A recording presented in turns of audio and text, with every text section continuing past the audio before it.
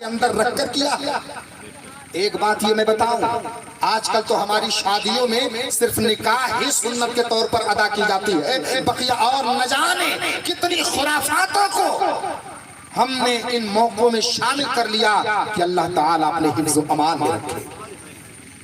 اور بات صرف نکاح تک نہیں ہے، بلکہ آج کل ہمارے اور آپ کے ہاں نکاح سے پہلے جو لڑکوں اور لڑکیوں کو دیکھنے کا جو سلسلہ چلا ہے، آج وہ بھی بڑا عجیب ہوتا جا رہا ہے. عزیزان گرامی، ذرا ایک بات پہلے مجھے یہ بتائے، میرے نبی مکرم علیہ السلام کا زمانہ تھا جب بھی کسی کی شہزادی، جب بھی کسی کا لڑکا اگر جوان ہوتا تھا، وہ جوانی کی دہلیز پر قدم رکھتا تھا، وہ باپ بڑا خوش ہو جاتا تھا کہ میری شہزادی جوان ہو گئی ہے، میں نکاح کروں گا، حضور کی سنت ادا کی جائے گی، میرے گھر لوگوں کی آمد ہوگی، پیارے آقا مدینے کے تاجدار کی سنت کے اوپر عمل ہوگا. عزیزان گرامی، اس دور کی مائیں بھی خوش ہو جایا کرتی تھی، اس دور کے باپ بھی خوش ہو جایا کرتے تھے. لیکن آج مسئلہ یہ ہے، ہمارے یہاں اگر گھروں میں بچیوں کی پیدائش ہوتی ہے، اسی دن سے سب کو نکاح کی تکلیف ستانی شروع کر دی. اس کی وجہ کیا ہے؟ کبھی ہم نے اور آپ نے غور کیا؟ اگر ہم نے حضور کی سنت کو سنت کے طور پر ادا کیا ہوتا، آج ہمارے قوم میں 40 سال کی بچیاں کماری نہیں ہوئی. اس کے ذمہ دار صرف وہ لوگ نہیں ہیں، اس کے ذمہ دار ہم بھی ہیں، اس کے ذمہ دار آپ بھی ہیں، اس کے ذمہ دار وقت کے بڑے بڑے لوگ بھی ہیں.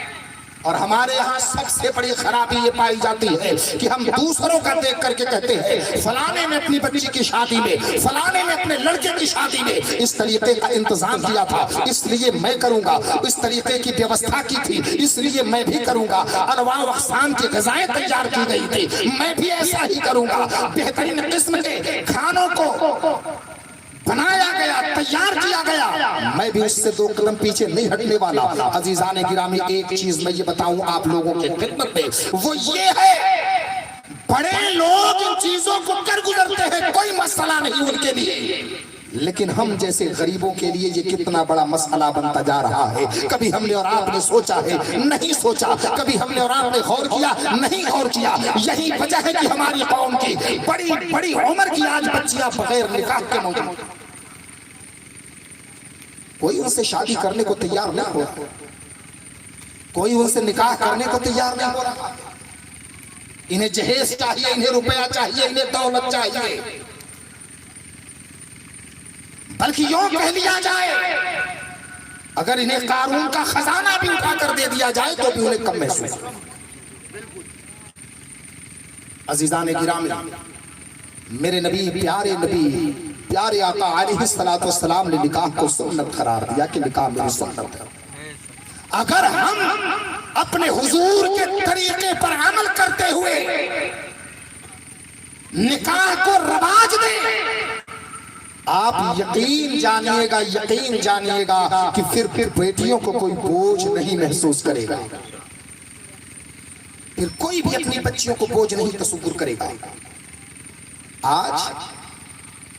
آج اکثر قاتل گھومتے پھرتے ہوئے نظر آتے ہیں.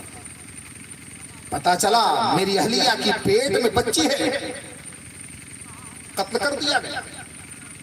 اور اگر یہ سوچتے ہو کہ وہ یہ قتل کر کے اپنے آپ کو بچا لیں گے، یقین جانیے کہ قیامت کے دن ان کی وہی بچی ان کا گریبان پکڑ کر رب کی بارگاہ میں فریاد کرے گی،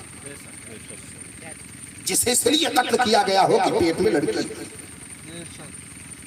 حضور علیہ السلام تو ارشاد فرماتے ہیں کہ جب گھروں میں بچیوں کا جنم ہوتا ہے، اس گھر کی زیارت کو اللہ کے فرشتے آسمانوں سے اتر پڑتے ہیں. سبحان اللہ، سبحان اللہ. میرے آقا کریم ارشاد فرماتے ہیں کہ گھروں میں لڑکی اگر پیدا ہو تو سمجھ لینا اللہ کی رحمتوں کا نزول ہو رہا ہے. لیکن ہم نے خود اللہ کی اس رحمت کو اپنے لیے زحمت تصور کر رکھا ہے، صرف رسم و رواج کی وجہ سے. اور لڑکے والے بھی بڑی بڑی خرافاتیں کرتے ہیں. لڑکیوں والوں کے ساتھ ایک شادی میں جتنا خرچ ہونا چاہیے منگنی میں اتنا خرچ ہوتا ہے.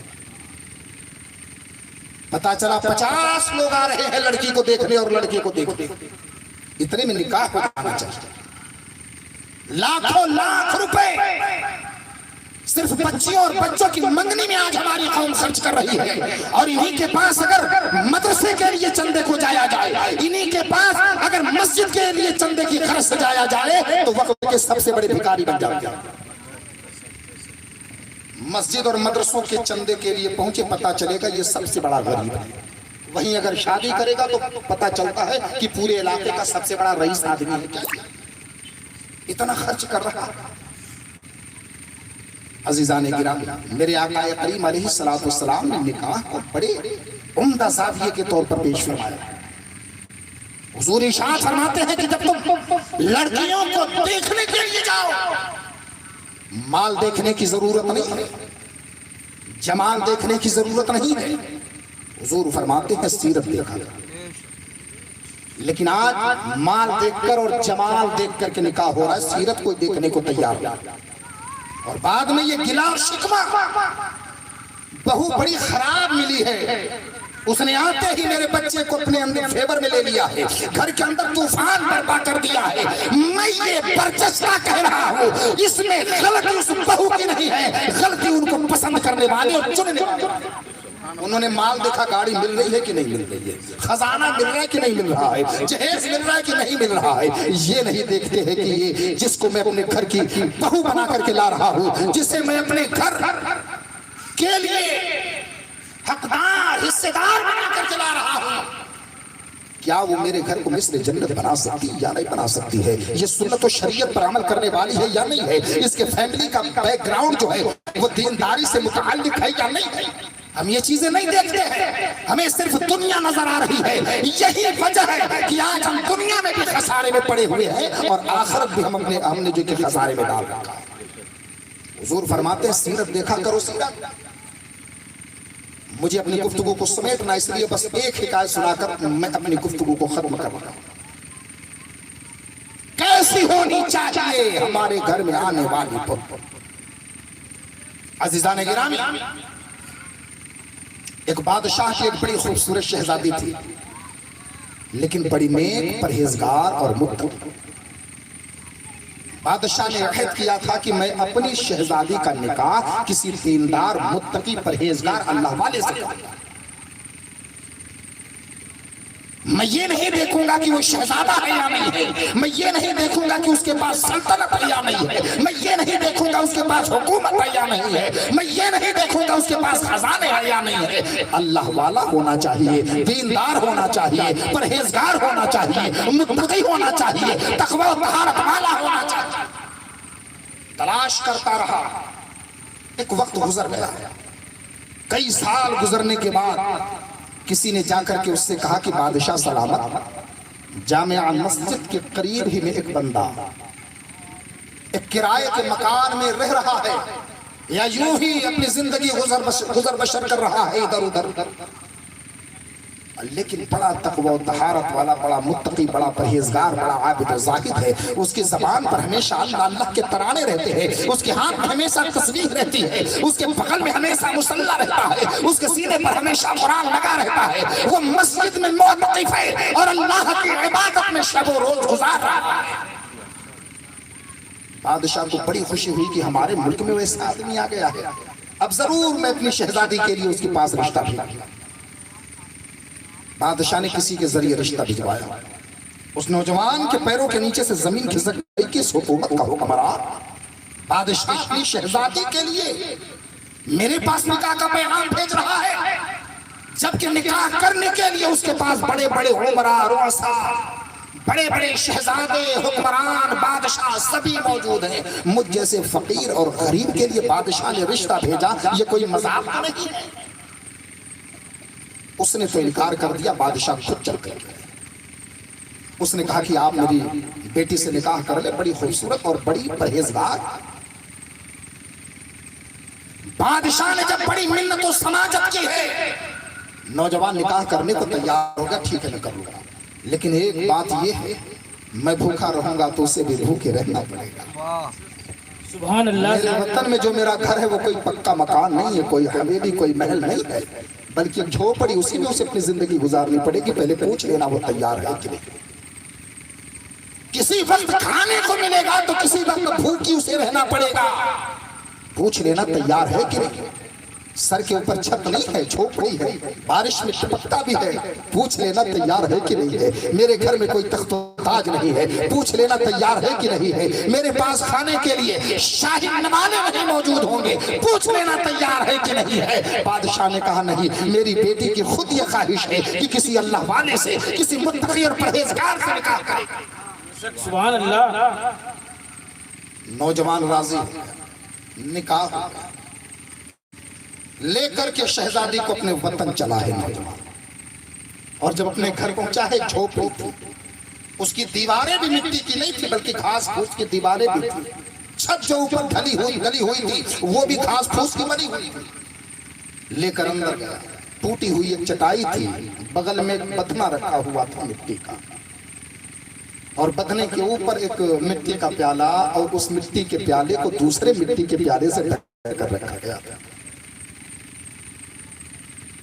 अपनी इस बीवी को लेकर के अपनी झोपड़ी के अंदर दाखिल होते हैं, टूटी हुई चटाई बिछाते हैं, कहते हैं बैठे आप, खाने का वक्त हो गया है, चलो कुछ खा लेते हैं।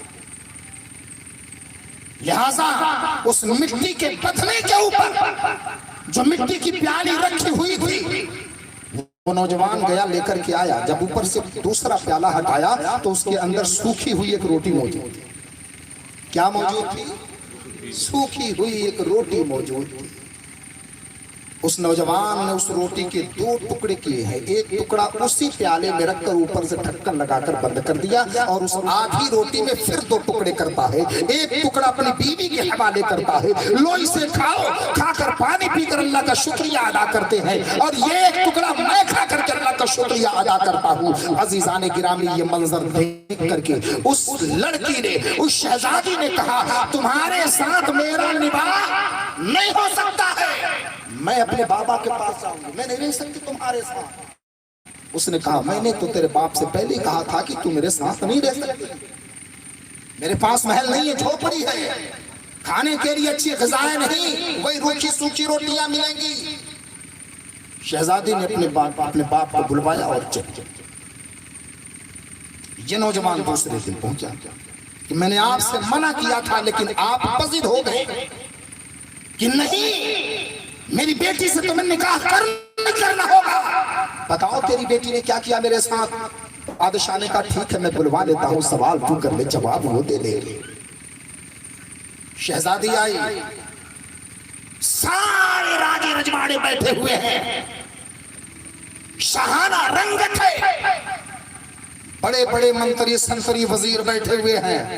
उस नौजवान ने पूछा, बता, मैंने तो पहले ही कह दिया था कि तेरा मेरे साथ निकाह नहीं हो सकता, तू मेरी गुर्बत में अपनी जिंदगी नहीं गुजार सकती है, मुझ फकीर के साथ अपनी हयात को मंजिल मकसूद तक नहीं पहुंचा सकती है, लेकिन तू फजिद क्यों हुई? उसने कहा, सुन लो, मैं तुमसे दूर क्यों हो गई? मैंने तुम्हारे पास जिंदगी गुजारना मुनासिब क्यों नहीं समझा? अगर ये समझ रहे हो कि मैंने खाने के लिए या महलो मकान के लिए तुम्हारा साथ छोड़ा है, ऐसी बात नहीं है। मेरे बाप ने तो कहा था कि तू बड़ा अल्लाह वाला है, बड़ा मुत्तकी है, बड़ा परहेजगार और नेक है, बड़ा तवक्कुल अल्लाह वाला है, अल्लाह के ऊपर भरोसा रखने वाला है। बता तो सही, एक रोटी थी, तूने आधी दी, और आधी क्यों रख दी? नौजवान ने कहा, इसलिए कि सुबह खाने के लिए। उस शहजादी ने जवाब दिया, इसीलिए तो तुझे छोड़ रही हो कि तुझे रब के ऊपर भरोसा ही नहीं है कि जो रज़ा रब आज दे रहा है वही खुदा सुबह के वक्त में ग़िज़ा का इंतजाम। बेशक, सुभान अल्लाह, सुभान अल्लाह। मैंने तुम्हें इसलिए नहीं छोड़ा कि तुम्हारे पास घर नहीं है, मैंने तुम्हें इसलिए नहीं छोड़ा कि तुम्हारे पास खाने के लिए ग़िज़ा नहीं है, मैंने इसलिए नहीं छोड़ा कि तेरे पास टूटी चटाई है, मैंने इसलिए नहीं छोड़ा कि तेरे पास सूखी रोटी है, मैंने तुझे इसलिए छोड़ा है कि तुम्हारा रब के ऊपर यकीन नहीं है, तुम्हारा रब के ऊपर यकीन कामिल नहीं है, अल्लाह के ऊपर तवक्कुल नहीं है, खुदा के ऊपर भरोसा नहीं है, खुदा के ऊपर यकीन और एतमाद नहीं है। वरना अगर अल्लाह के ऊपर तेरा यकीन और एतमाद होता तो तू आज की सोचता और कल को अपने रब के ऊपर छोड़ देता। तो अज़ीज़ाने गिरामी, मुझे बताएं तो सच, क्या हम और आप ऐसी लड़कियों को तलाश करते हैं? आपका जवाब होगा ना। آج کل لوگ ایسی لڑکی تلاش کرتے ہیں بڑی خوبصورت، بڑی حسین و جمیل ہو، اور ساتھ ہی ساتھ اس کا باپ اچھا جہیز دینے کے بھی قابل، ساتھ ہی ساتھ اس کا باپ ایک دم سامان پر سامان اتنا لاد دے پورے گھر میں رکھنے کی جگہ۔ ایسے حالات بنے ہوئے ہیں، اور ایسے حالات کا ذمہ دار کوئی اور نہیں بلکہ ہم اور آپ خود۔ ہمیں اور آپ کو اس حالات پر تجزیہ کرنا ہی ہوگا۔ ہمیں انقلاب کی ضرورت ہے جو ہماری قوم کو راہ راست پر لا سکے، اور اس قسم کے ایسے رسم و رواج جو ہماری ملت کو نقصان اور پریشانی کی امیر گہرائیوں میں اگر دھکیل رہا ہو، ویسے رسم و رواج سے ہمیں اور آپ کو پرہیز کرنا ہوگا۔ اپنے آپ کو بچانے کی ضرورت ہے ہم کو اور آپ کو، ورنہ ایک چیز میں یہ بتا دوں، آپ یہ مان کر کے چلیں، آج کل تو بیچ میں کچھ بچولیے بھی ہوتے ہیں نا، آپ اپنے لڑکے کی شادی اگر بغیر دہیج کے کر لیں، صبح 10 رشتے دار آ جائیں گے اور کہیں گے ہم سے کہے ہوتے، ہم تو ایسی جگہ رشتہ کرا دیے ہوتے کہ تمہارا گھر جہیز سے بھر گیا ہوتا۔ ہم سے بولنا چاہیے کس پھٹیچر کے ہاں جا کر تو نے نکاح کر دیا کہ برتن تک نہیں دی جہیز۔ بتائیں ایسے لوگ ہوتے کہ نہیں ہوتے ہمارے سماج اور ہمارے معاشرے میں؟ مگر ایک بات میں بتا دوں، اللہ کے اوپر یقین رکھنا۔ بس آخری بات سن لیں، میں اپنی گفتگو کو ختم کروں۔ جب حضرت مولا مرتضیٰ شیر خدا رضی اللہ تعالی عنہ کا نکاح اللہ کے حبیب نے حضرت خاتون جنت سے کیا، نکاح کتنا سادہ ہوا تھا آپ لوگوں کو معلوم ہے۔ نکاح مسجد نبوی کے اندر مدینے کے تاجدار علیہ السلام نے اپنی شہزادی کا نکاح مرضی الہی پر حضرت علی کرم اللہ وجہہ الکریم سے کر دیا۔ نکاح کے بعد جب حضرت علی کا گزر ایک گلی سے ہو رہا ہے، ایک منافق آیا، اس نے کہا علی آپ نے فاطمہ سے نکاح کر لیا، بتائیں آپ کو حضور نے کیا دیا؟ اگر آپ نے نکاح میری بیٹی سے کیا ہوتا تو یقین جان لو میں اتنا جہیز دے دیتا، اتنا سامان دے دیتا کہ وہ سامان میرے گھر سے لے کر تیرے گھر تک مسلسل لگی رہتی، اتنا سامان ہوتا کہ لے جانے والوں کا تانتا لگا رہتا۔ اگر ایک سامان تیرے گھر پر ہوتا تو اس کا آخری سامان میرے گھر پر ہوتا، اور بیچ میں سبھی لوگ سامان اٹھائے رہتے، اتنا میں جہیز دے دیتا۔ حضرت علی رضی اللہ تعالی عنہ کو اس کی باتیں اچھی نہ لگی، وہ منافق یہ کہہ کر نکل گیا۔ غیب سے آواز آئی علی ذرا اپنے چہرے کو آسمان کی طرف اٹھاؤ۔ حضرت مولا مرتضیٰ شیر خدا رضی اللہ تعالی عنہ جب آپ نے اپنی نظر کو آسمان کی طرف اٹھایا ہے، حضرت شیر خدا حیران ہے کہ آسمان سے لے کر زمین تک اونٹوں کی قطاریں لگی ہوئی ہے اور ان سب پر ہیرے جواہرات رکھے ہوئے ہیں۔ غیب سے آواز آئی علی یہ تحفہ تمہارے لیے، سبحان اللہ سبحان اللہ، علی یہ تحفہ تمہارے لیے ہے۔ حضرت شیر خدا یہ منظر دیکھ کر بڑے خوش ہوئے اور خوشی کے ساتھ مسکراتے ہوئے گھر پہنچے۔ حضرت فاطمہ رضی اللہ تعالی عنہ سامنے جلوہ بار ہے۔ حضرت فاطمہ نے علی کا چہرہ دیکھا ہے، دیکھ کر حضرت علی کے چہرے کو حضرت فاطمہ مسکرا رہی ہے اور مسکراتے ہوئے پوچھتی ہیں اے مولائے کائنات یہ بتائیں آپ کو جو کچھ ملا ہے وہ آپ بتائیں یا میں ہی بتا دوں؟ وہ آپ بتائیں گے یا میں ہی بتا دوں؟ حضرت علی فرماتے ہیں کہ فاطمہ میں تو دیکھ کر آ رہا ہوں، اب آپ بتا دیتی تو اچھا تھا۔ حضرت فاطمہ سلام اللہ علیہا فرماتی ہے اے شیر خدا مولا مرتضیٰ رضی اللہ تعالیٰ عنہ، میرے اور آپ کے نکاح کے عوض میں اللہ کی جانب سے جو یہ نعمتیں اور جو یہ تحفے ملے ہیں پوری دنیا کے خزانے کے اوپر وہ تنہا تحفہ باقی۔ سبحان اللہ سبحان اللہ۔ عزیزان گرامی، نکاح کو سادہ کریں، نکاح کو ستھرا کریں، نکاح کو تمام خرافات، ناچ گانا باجا ڈی جے، ان تمام خرافات سے اپنے نکاحوں کو بچائیں آپ، اور اپنے نکاحوں کو آپ حضرات، اپنے بچوں کی نکاحوں کو آپ حضرات بڑی سنجیدگی کے ساتھ سنت مصطفیٰ علیہ السلام کے دائرے میں رہ کر کے آپ حضرات کریں۔ پروردگار عالم ہمیں اور آپ کو حضور کی سنت کو سنت کی طرح ادا کرنے کی توفیق عطا فرمائے۔ وآخر دعوانا الحمدللہ رب العالمین۔ السلام علیکم ورحمۃ اللہ وبرکاتہ۔ تو عزیزان محترم، اب میرے خطاب کے بعد فوراً حضرت علامہ و مولانا شیخ طریقت رہبر راہ شریعت مفتی محمد رئیس الخیری دام ظلہ العالی کا خطاب آپ حضرات سماعت فرمائیں۔ اللہ تبارک و تعالی ہمیں اور آپ کو حضرت کے خطاب پر عمل کرنے کی توفیق عطا فرمائے۔ السلام علیکم ورحمۃ اللہ وبرکاتہ۔